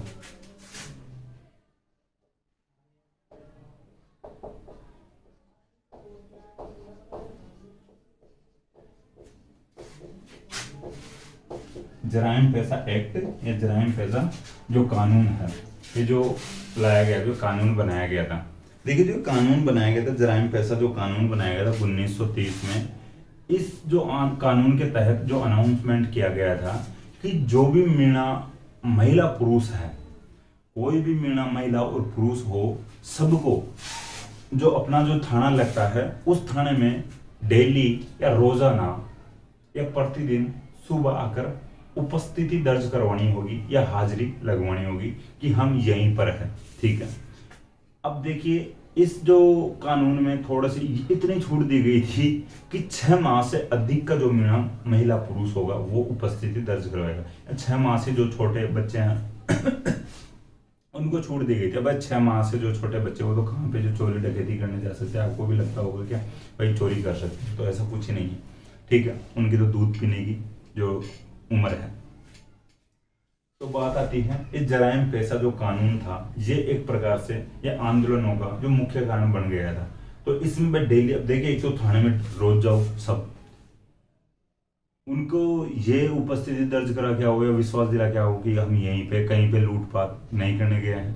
अगर कोई जो महिला पुरुष यहाँ पर उपस्थिति दर्ज नहीं करवाता था और उस रात को या उस समय में कोई जो घटना हो जाती है चोरी की, लूटपाट की, तो फिर जो उपस्थिति दर्ज नहीं करवाया है उसको गिरफ्तार कर लिया जाता था, चाहे वो उपस्थिति, यानी चाहे वो चोरी डकैती करे या नहीं करे, लेकिन जो उपस्थिति दर्ज नहीं करवाएगा और उस दिन कोई घटना हो जाती है तो उस अनुपस्थित बंदे को या कोई जो महिला है उसको गिरफ्तार कर लिया जाएगा। ठीक है, अब देखिए इस प्रकार की और जो जो गतिविधियां थी ये और होती है आगे। अब गांव में कोई भी चोरी होती है तो इनका जो सैनिक वगैरह होता है, जो इनका जो चौकीदार होता है, उसके ऊपर और डाल दी गई है जो बात थी, जो कि भाई जो भी अगर चोरी हुई है या तो तू उस जो चोरी करने वाले को पकड़ कर ला या फिर तू खुद उसकी भरपाई कर, उसका जुर्माना तू दे, उस चोरी की जो भरपाई तू कर। तो ये लोग हैं जो फिर काफी आक्रोशित हो गए थे, विरोध में उतरने लग गए। ठीक है, तो ये बात होती है, इसका भी फिर विरोध किया गया। अब 1933 की बात आती है, 1933 की बात आती है। तो 1933 में क्या होता है, एक जो मीणा क्षेत्रीय महासभा का गठन किया जाता है।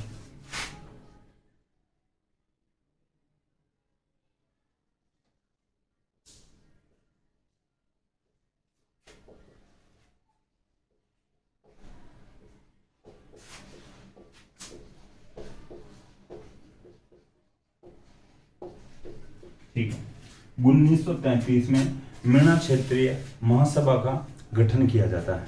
अब जो मीणा क्षेत्रीय महासभा है ये क्या करती है, तो ये जो जराइम पेशा जो कानून है इसका विरोध करना शुरू कर देती है। ये जो संस्था थी मीणा क्षेत्रीय महासभा, तो ये शुरू कर देती है जो जराइम पेशा कानून का जो विरोध करना। ठीक है, तो ये तीन जो अपन ये बातें पढ़े हैं, 1924 में आपराधिक जनजातीय अधिनियम लाया गया था, 1930 में जराइम पेशा कानून लाया गया था और 1933 ईस्वी में मीणा क्षेत्रीय महासभा का गठन किया जाता है।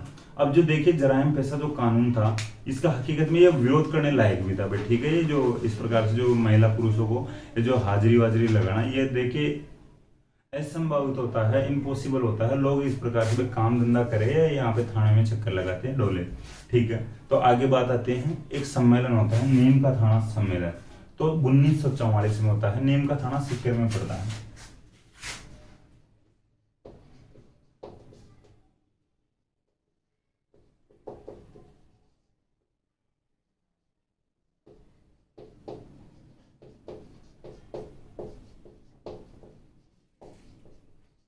ठीक है, जो नीम का थाना में 1944 ईस्वी में एक सम्मेलन किया जाता है, सिक्कर में पड़ता था या पड़ता है।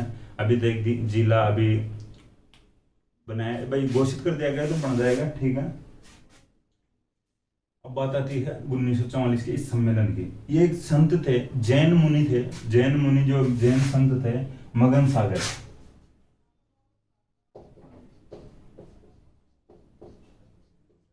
देखिए सम्मेलन हो रहा है मीणा जनजाति का, लेकिन ये जो सम्मेलन को आयोजित करवाते हैं जो मुनि मगन सागर थे, ये जो इस सम्मेलन को आयोजित करवाते हैं, जो आयोजन करता था। ठीक है, इनकी जो बात आगे करें, इन्होंने मीणा लोगों को या मीणा जनजाति के लोगों को इकट्ठा किया, एकत्रित किया या बुलाया गया। ठीक है, इन्होंने बुलाया। अब देखिए मगन सागर ने एक मीन पुराण नामक की पुस्तक लिखी थी, मीन पुराण नामक पुस्तक लिखी थी। ठीक है, तो मीन पुराण पुस्तक लिखी। अब इन्होंने कहा, जो संत मुनि मगन सागर थे, इन्होंने कहा ये जो इस सम्मेलन के माध्यम से या इस पुस्तक के माध्यम से मीणा लोगों में एक जागृति लाने का प्रयास किया था। मीणा लोगों को एक गौरवशाली इतिहास बताने का प्रयास किया था कि जो जैन संत थे, जैन मुनि थे मगन सागर, इन्होंने इस सम्मेलन और इस पुस्तक के माध्यम से मीणा लोगों को समझाया उनमें जागृति लाने की कोशिश की और उनको मीणा लोगों को यानी मीणा जनजाति का गौरवशाली इतिहास बताने की कोशिश की या गौरवशाली इतिहास बताने का प्रयास किया कि यार आप इस प्रकार की जो घटनाएं कर रहे हो, आपको इस प्रकार की जो चोरी लूटपाट जो डकैती कर रहे हो ये नहीं करना चाहिए। आप भगवान विष्णु को जो पहला अवतार माना जाता है, उसके जो वो मत्स्य अवतार माना जाता है, उसके उससे आपकी उत्पत्ति मानी जाती है और आप इस प्रकार की जो घटनाएं कर रहे हो ये तो गलत है। भगवान विष्णु का जो प्रथम अवतार माना गया है, मत्स्य अवतार माना गया है। मीणा जनजाति की उत्पत्ति मत्स्य अवतार से मानी जाती है। मत्स्य अवतार से मीन होता है, मीन से मीणा होता है। ठीक है, तो ये थोड़ा सा ध्यान रखना, मत्स्य से मीन और मीन से जो मीणा होता है या मीणा माना गया है, उत्पत्ति मानी गई है। भाई आपके जो पूर्वज है मगन सागर जी कहते हैं इनको, मीणा लोगों को जो इस प्रकार की जो गतिविधियों में शामिल थे, चोरी डकैती लूटपाट वाली गतिविधियों में, इनको बताते हैं आपके जो मीणा पूर्वज है या किस प्रकार से वीर साहसिक रहे थे, किस प्रकार से उन्होंने उनका इतिहास बनाया, तुम्हारा इतिहास बनाया है। वो किस प्रकार से जो नौकरी करते थे, जो सेवा करते थे, जो आमेर में जो जयपुर में जो शासन किए हैं, और आप उनके नाम पर कलंक लगा रहे हो, आप उनके नाम पर गलत जो गतिविधियां करके उनके नाम को डुबो रहे हो। तो आपको इस प्रकार की जो गतिविधियां नहीं करनी चाहिए।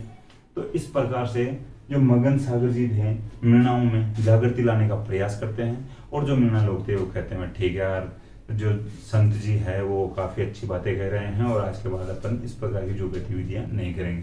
तो नीम का थाना सम्मेलन आपको समझ में आ गया होगा।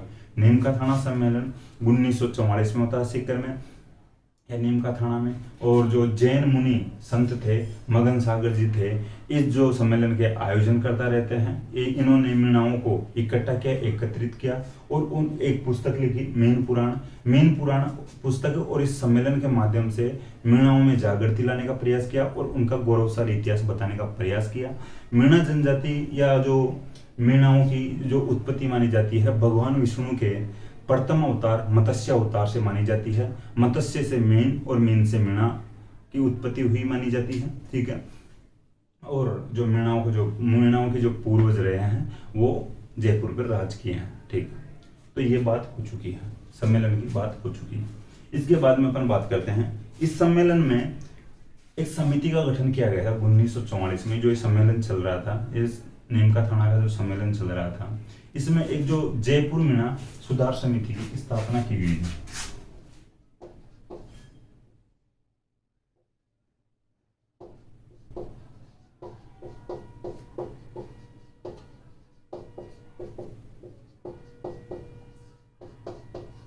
ठीक है, 1944 में ही इस सम्मेलन के दौरान एक समिति का गठन किया गया, जयपुर मीणा सुधार समिति। भाई अपन अब मीणाओं को सुधारेंगे, तो ये समिति की स्थापना कर ली गई या गठन कर लिया गया। इस जो समिति के जो सदस्य थे वो या नेता थे, मैं आपको बता देता हूँ, लिख लेना। एक तो लक्ष्मी नारायण जरवाल का नाम आता है, ठीक है, एक बंशीधर शर्मा का जो नाम आता है, और एक राजेंद्र कुमार अजय। ठीक है, एक ही नाम है राजेंद्र कुमार अजय, तो इसका नाम भी आता है। लक्ष्मी नारायण जरवाल का नाम आता है और बंशीधर शर्मा का। अब देखिए, आप थोड़ा सा सोचने की कोशिश करें कि जो अपन मीणा आंदोलन पढ़ रहे हैं, लेकिन इनमें जो सम्मेलन बुलाने वाले जैन मुनि है मगन सागर जी, इधर जो ये समिति बन रही है मीणा सुधार समिति बन रही है 1944 में, जयपुर मीणा सुधार समिति बन रही है। इसके जो सदस्य रहते हैं भाई, जो लक्ष्मी नारायण जरवाल ये तो मीणा ही थे, जरवाल इनका गोत्र था। ठीक है, या गोत्र है। और जो बंशीधर शर्मा, देखिए ये भी भाई शर्मा जो ब्राह्मण जी है, पंडित जी है, ये भी इसमें रहते हैं। और जो अजय कुमार, जो राजेंद्र कुमार अजय हैं, ये लोग मिलते हैं, ये लोग इनके जो नेता रहते हैं। ठीक है, तो किस प्रकार से जो दूसरी जाति के लोग भी साथ आ रहे हैं, जो नेता बनाए जा रहे हैं, जो समितियों में सदस्य बन रहे हैं, तो थोड़े अच्छी बात है। ये नहीं कि भाई जो एक यानी एक ही जाति को उच्च माना जाएगा, एक जाति विशेष की बात की जा रही होगी। ठीक है, तो ये दूसरी जाति के जो लोगों की ये बातें ठीक ठाक लगती हैं। ठीक है, अब बात आती है एक और, इनमें भाई अब मीणाओं में जागृति आती है, मीणा खुद मोटिवेट होते हैं, मोटिवेशन मिलता है इनको। तो एक सम्मेलन और करते हैं, बागावास सम्मेलन। तो बागावास जयपुर में एक जगह पड़ती है, जो स्थान पड़ता है बागावास, तो बागावास सम्मेलन होता है 1946 में।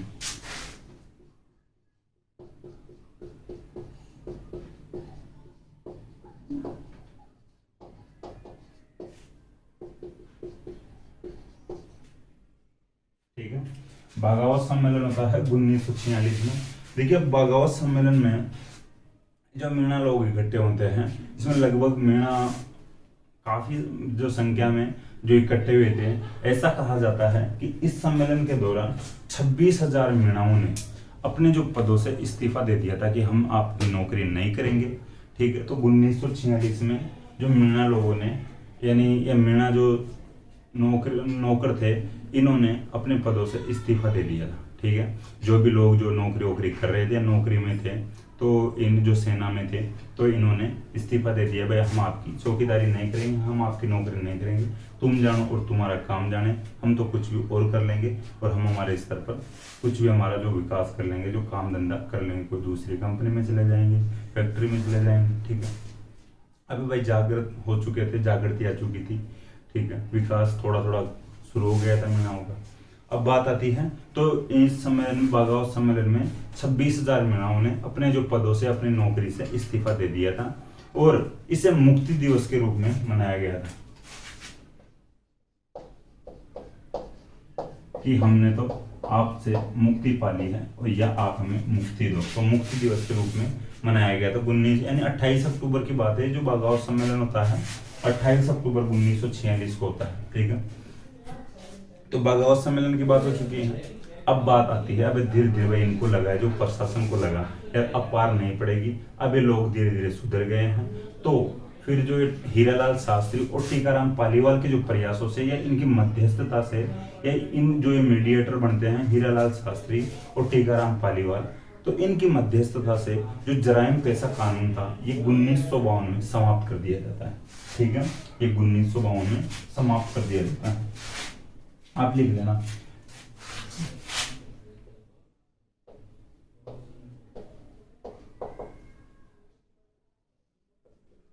ठीक है, जराइम पेशा जो कानून था 1930 में जो बना था, इसे हीरालाल शास्त्री और जो टीकाराम पालीवाल की मध्यस्थता से यानी इसको समाप्त कर दिया गया था। भाई अब जो मीणा लोग हैं ये सुधर गए हैं, तो ये प्रयास कर रहे हैं सुधरने का, तो इस जो कानून को आप समाप्त करो। ठीक है, तो बात हो गई।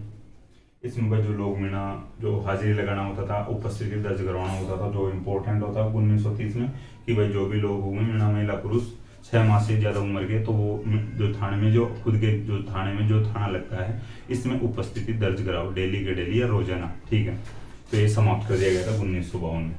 अब बात आती है स्थानीय नेताओं की। भाई यहाँ के जो स्थानीय नेता कौन थे जो मीणाओं के, तो इनमें भी और थोड़ी बात कर लेते हैं। छोटू राम जरवाल, जरवाल वापस गोत्र आ रहा है। छोटू राम जी का जो गोत्र था, जो जरवाल था, छोटू राम जरवाल। महादेव प्रसाद पबड़ी, महादेव प्रसाद पबड़ी, पबड़ी इनका जो देखिए फिर गोत आ रहा है, पबड़ी गोत है, चौकीदार मीणाओं को गोत है पबड़ी। ये जरवाल भी चौकीदार मीणाओं को गोत्र है। तो छोटू राम जरवाल और महादेव प्रसाद, जो महादेव राम है, महादेव प्रसाद पबड़ी, और जो एक नाम और है शायद जवाहर राम है। ठीक है, मैं लिख देता हूँ नाम जवाहर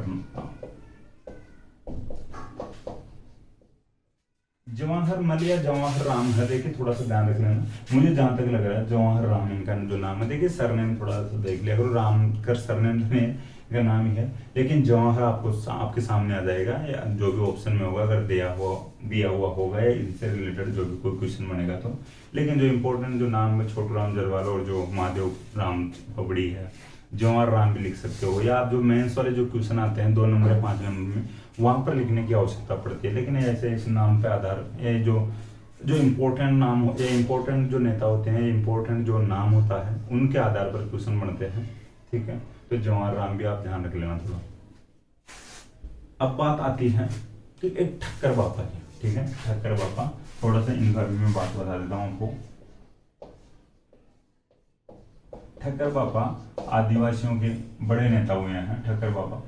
तो देखिए ये जो ठक्कर बापा थे, इन्होंने जो तत्कालीन जो प्रधानमंत्री था जयपुर का, मिर्जा इस्माइल, उसको पत्र लिखा था, भाई यार इस प्रकार से गलत हो रहा है मीणा लोगों के साथ और आपको थोड़ा सा ध्यान देना चाहिए इनकी तरफ भी, और इनका भी जो रोजगार है वो नहीं छीना जाना चाहिए, यानी जो बेरोजगार हो गए उन लोगों की सहायता की जानी चाहिए। तो मिर्जा इस्माइल तत्कालीन जयपुर के प्रधानमंत्री थे, तो इनको ठक्कर बापा ने मीणा लोगों के पक्ष में पत्र लिखा था। ठीक है, तो आप ये लिख लेना, ठक्कर बापा आदिवासियों के नेता रहे हैं। इन्होंने जयपुर के तत्कालीन प्रधानमंत्री मिर्जा इस्माइल को पत्र लिखा था। ठीक है, वह समस्या के हल के लिए। अब थोड़ी सी बात मैं मिर्जा इस्माइल की बताऊं। मिर्जा इस्माइल को आप शायद जानते नहीं होंगे, लेकिन ये जयपुर के प्रधानमंत्री रहे हैं, आधुनिक जयपुर के निर्माता बोल सकते हैं। ठीक है, जयपुर जो बसाने वाले जो थे सवाई जय सिंह थे, जिनका जो टाइम पीरियड रहा था 1700 से 1743 तक, इनकी अपन पहले बात कर चुके हैं। जयपुर जो बसाए थे उनके जो, ठीक है, सवाई जय सिंह बसाए थे, सवाई जय सिंह ने बसाया था। जयपुर का जो निर्माता माने जाते हैं, 1700 से 1743 तक उनका टाइम पीरियड रहा था। लेकिन आधुनिक जयपुर की बात करें, जो परकोटा है जयपुर की, जो चार दीवारी है, उससे बाहर के जयपुर की अगर बात करते हैं, तो जो उसकी जो योजना बनाते हैं, जो उसकी प्लानिंग करते हैं, जो उसकी प्लानिंग तैयार करते हैं, वो थे मिर्जा इस्माइल, जिनके नाम पर जयपुर में एक प्रसिद्ध रोड है, एमआई रोड। ठीक है, एमआई रोड, मिर्जा इस्माइल, जो इसका जो फुल फॉर्म है, जो फुल नेम है, तो मिर्जा इस्माइल है एमआई रोड का। तो प्रसिद्ध और व्यस्ततम या सबसे बिजी सड़क मानी जा सकती है इस जो एमआई रोड है। ठीक है, तो ये थोड़ा सा ध्यान रखना। ये जो मिर्जा इस्माइल उस समय में जो जयपुर के प्रधानमंत्री रहे थे। ठीक है, तो ये बात थी, ये आपको मैं आपको बता दी। अब वापस में थोड़े से ये जो इनके जो ये बने थे, जो ये कानून वगैरह जो थे, इनके बारे में आपको बताऊं, जो मीणा आंदोलन से संबंधित। देखिए, मीणा जो आंदोलन है जयपुर वाले क्षेत्र में चलाया गया था। जो 1924 में आपराधिक जनजाति अधिनियम लाया गया था, इसमें जो ये प्रस्ताव रखा गया था कि जो भी लूटपाट जो मीणा कर रहे हैं, तो या जो भी जनजातियां लूटपाट कर रही है, उन जनजातियों को इस कानून में, इस अधिनियम में शामिल किया जाना चाहिए, जिसमें से मीणा जनजाति को भी इस कानून में शामिल किया गया था। ठीक है, 1930 में जराइम कैसा कानून लाया गया था। इस कानून के अंतर्गत ये जो निश्चित किया गया था, जो ये प्रस्ताव रखा गया था कि जो भी लूटपाट वाले जो जनजाति है, तो इनमें मीणा जनजाति को पहले यहाँ पर शामिल कर लिया गया है।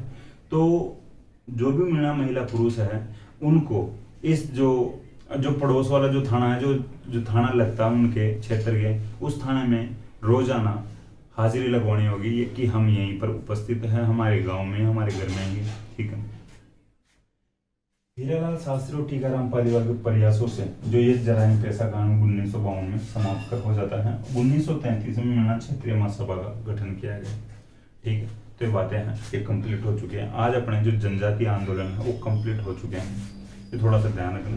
देखिए, जो चौकीदार मीणा है, ये जो उस समय में जो लूटपाट करते थे, तो इनकी जो परिस्थितियां इस प्रकार की हो गई थी कि इनको मजबूरी के कारण से इनको ऐसा करना पड़ा था।